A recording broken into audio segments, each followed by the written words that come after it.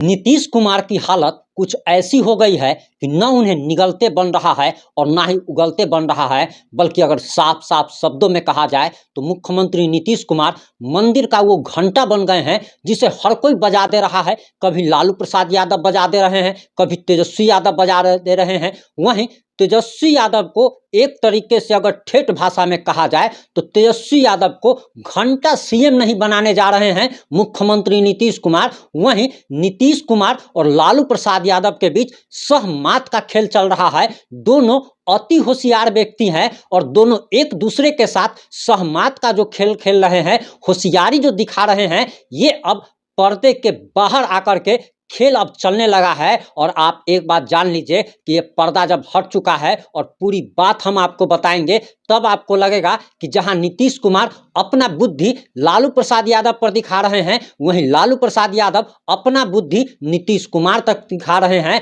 अब दोनों के बीच की अंदरूनी लड़ाई पर्दे के बाहर आ गई है। बने रहिए हमारे साथ, 2 से 5 मिनट की रिपोर्ट में हम आपको बताने जा रहे हैं कि मुख्यमंत्री नीतीश कुमार जहां अपना बुढ़ापा खराब कर चुके हैं, जीवन के अंतिम पड़ाव में उन्होंने एक ऐसा डिसीजन ले लिया जो कि जीवन उनका बुढ़ापा एक तरीके से कह सकते हैं कि खराब कर दिया। वहीं तेजस्वी यादव जो कि उप मुख्यमंत्री हैं और मुख्यमंत्री बनने का सपना पाले बैठे थे, उन्होंने ऐसी क्या भयंकर गलती कर दी है कि अब वो 7 जन्म लेकर भी सीएम नहीं बन पाएंगे।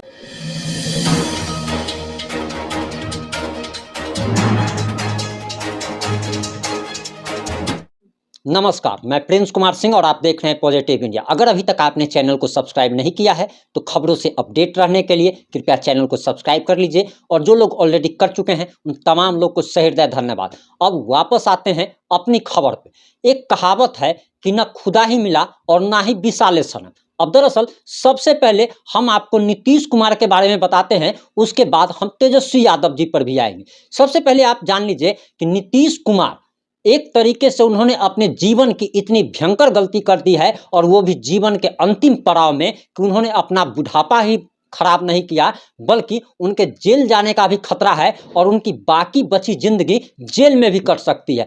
सबसे पहले तो आप ये जान लीजिए कि दरअसल नीतीश कुमार को बहुत ही बड़ा सपना दिखाया गया, और बड़े ही लालच में, कहा जाता है कि लालच में कभी भी इंसान को फंसना नहीं है। लेकिन मुख्यमंत्री नीतीश कुमार जो कि सबसे बड़े राजनीतिक बाज कहे जाते हैं, बहुत बड़े होशियार नेता कहे जाते हैं, मौसम वैज्ञानिक कहे जाते हैं, ये एक ऐसे लालच में फंस गए कि इन्होंने अपना बुढ़ापा खराब कर लिया। सबसे पहले इस बात को समझने की कोशिश कीजिए कि महागठबंधन में जब एनडीए को छोड़कर ये शामिल हुए तो इनको क्या सपना दिखाया गया। दरअसल इनको सपना दिखाया गया था कि आपको प्रधानमंत्री बना दिया जाएगा, और नीतीश कुमार को लग रहा था कि जिस तरीके से राहुल गांधी को गुजरात हाईकोर्ट ने सजा दे दी है, चुनाव लड़ने पर प्रतिबंध लगा दिया गया है, उस तरीके से अब राहुल गांधी की संसद की सदस्यता चली जाने के बाद कोई भी विपक्ष में वैसा चेहरा नहीं है जिस पर मुहर लग सके। और नीतीश कुमार को भरोसा हो गया था, लालू प्रसाद यादव ने उनका ब्रेन वॉश कर दिया कि आप प्रधानमंत्री बन जाइएगा और आपके नाम को हम आगे करेंगे। और यही लालच जो है नीतीश कुमार को ले डूबा। और आप इतना जान लीजिए कि एक संयोजक बनाए जाने की भी जो चर्चा थी, इनको मुंबई के बैठक में ना तो संयोजक बनाया गया और राहुल गांधी को एक तरीके से प्रधानमंत्री पद का उम्मीदवार घोषित कर दिया गया। आपने देखा होगा कि लालू प्रसाद यादव किस तरीके से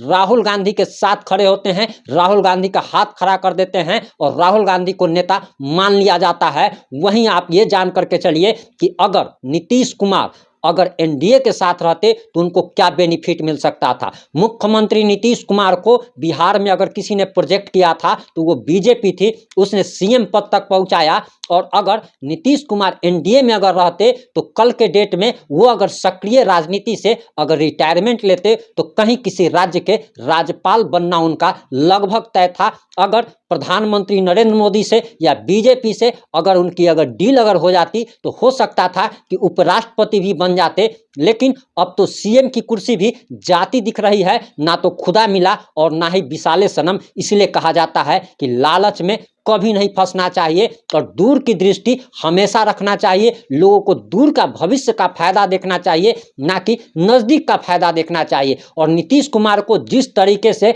मंदिर का घंटा बना दिया है लालू प्रसाद यादव ने, अब नीतीश कुमार लालू प्रसाद यादव के इशारों पर नाचने को मजबूर है। और लालू प्रसाद यादव ये बात समझ चुके हैं कि नीतीश कुमार अब किसी काम के लायक नहीं रहे। ये इस सिलसिले में हम कह रहे हैं, इस मायने में हम कह रहे हैं क्योंकि नीतीश कुमार के एनडीए का दरवाजा नीतीश कुमार के लिए बंद हो गया है। गृह मंत्री अमित शाह हो या फिर जेपी नड्डा हो, इन्होंने तमाम तरीके की घोषणाएं चाहे किसी भी जनसभा में हो, हर एक जनसभा में इन्होंने घोषणा कर दी कि नीतीश कुमार को अब नहीं लिया जाएगा। और नीतीश कुमार जिस तरीके से लालू प्रसाद यादव, तेजस्वी यादव पर प्रेशर पॉलिटिक्स खेल रहे थे, उस प्रकार से अब प्रेशर पॉलिटिक्स नहीं खेल पा रहे हैं, क्योंकि लालू प्रसाद यादव समझ चुके हैं कि नीतीश कुमार के पास अब कोई रास्ता ही नहीं बचा है।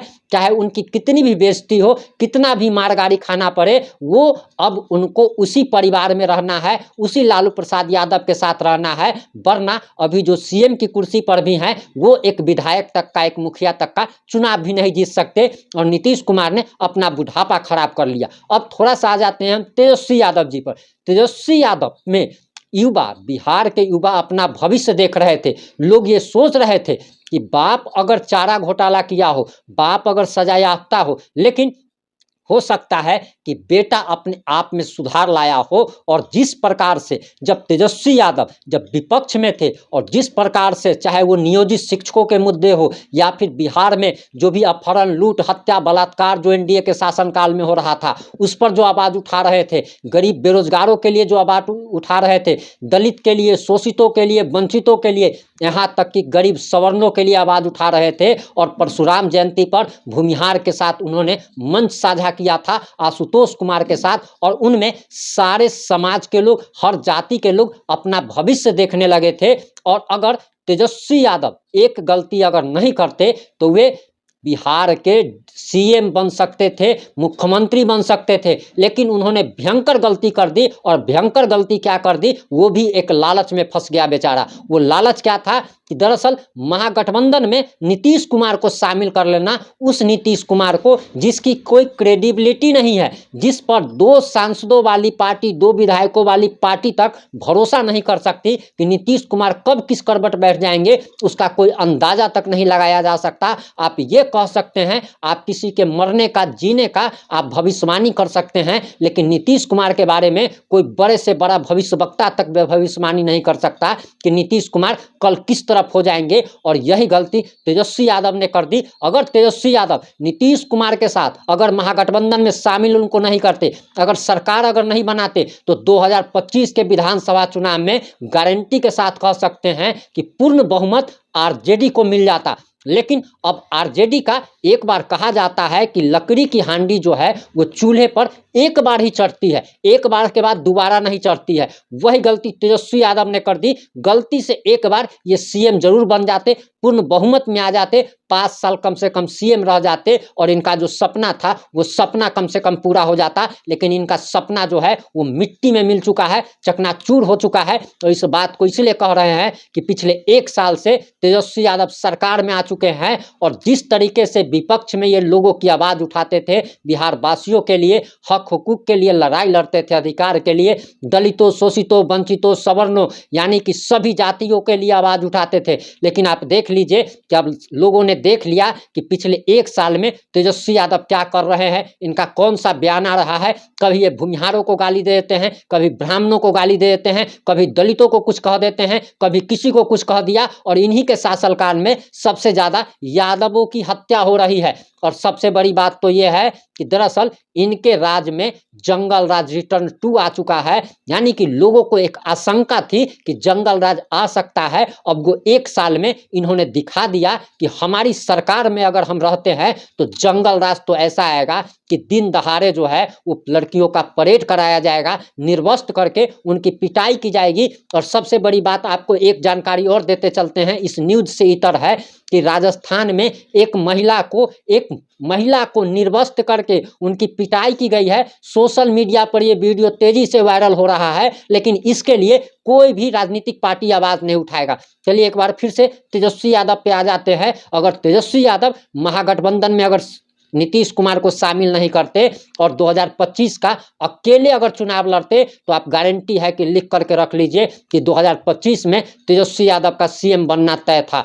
लेकिन अब 1 साल में लोग इनको देख चुके हैं कि ये क्या कर रहे हैं, कैसे कर रहे हैं और किस प्रकार से ये लोग दलितों, शोषितों, वंचितों की आवाज उठा रहे हैं। आपको बताते चले कि जिस प्रकार से महागठबंधन सरकार आने के बाद, चाहे वो महतो जी हो, चाहे वो गुप्ता जी हो या फिर पासवान जी हो, इनकी बच्चियों की शादी में हमने पॉजिटिव इंडिया पर ही आपको रिपोर्ट दिखाई है कि किस तरीके से इन लोगों के बेटियों की शादी में यादव समाज के कुछ लोगों ने जाकर के हंगामा मचा दिया था। बेटी की शादी में बाधा डाली, लूटपाट मचाया और कहा गया कि यादवों का राज है तो यादवों के राज में यही सब होगा। यानी कि गलती करता है मुट्ठी भर कोई व्यक्ति, मुट्ठी भर किसी जाति का व्यक्ति और बदनाम पूरी के पूरी जाति समाज को किया जाता है, जो कि कहीं से भी सब सही नहीं है। दूसरा चीज, एक जानकारी और आपको देते चल रहे हैं। हालांकि हमारे इस बयान के बाद विवाद भी हो सकता है, लेकिन हम इस खबर की पुष्टि नहीं करते। लेकिन आप एक बात जान लीजिए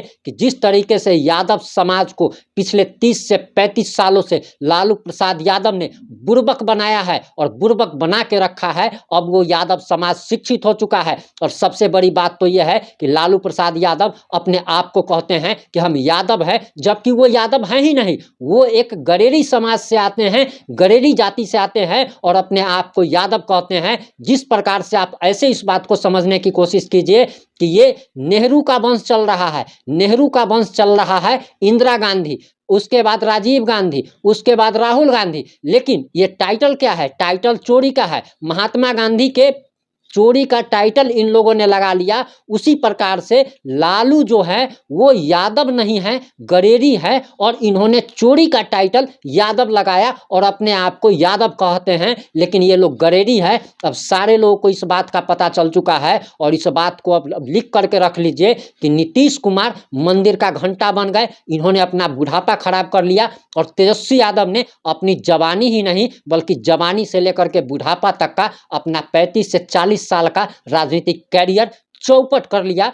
भविष्य में इनको अगर बिहार के विधानसभा चुनाव में अगर 50 सीट भी अगर आ जाती है तो ये बहुत बड़ी जीत इनकी कही जाएगी, क्योंकि जिस प्रकार से माहौल बन रहा है और बिहार में हर जाति हर धर्म के लोग जिस प्रकार से जंगल राज का विरोध कर रहे हैं, उस प्रकार से साफ साफ लग रहा है। अब आप ये समझिए ना कि जिसका मसीहा होने का दावा करते हैं उसी की हत्या की जाती है। आप पटना का एक घटना सिर्फ हम आपको बताएंगे, पटना के नीलेश मुखिया का, नीलेश यादव हत्याकांड आप देख लीजिए। और उस नीलेश यादव, क्या वो नीलेश यादव यादव नहीं है क्या? और उसको मारने वाला पप्पू राय, धप्पू राय, गोरख राय, ये तीनों भी यादव। और इन तीनों को अगर कोई बचा रहा है तो उसका ये आरोप जो लग रहा है, इस खबर की हम पुष्टि नहीं करते हैं, लेकिन इसका आरोप लग रहा है माननीय उप मुख्यमंत्री तेजस्वी यादव जी पर कि वे पप्पू राय, धप्पू राय और गोरख राय यानी कि यादव की हत्या करने वाले 3 यादवों को तेजस्वी यादव बचाने का काम कर रहे हैं। और इसी से पूरा का पूरा यादव समाज भड़का हुआ है।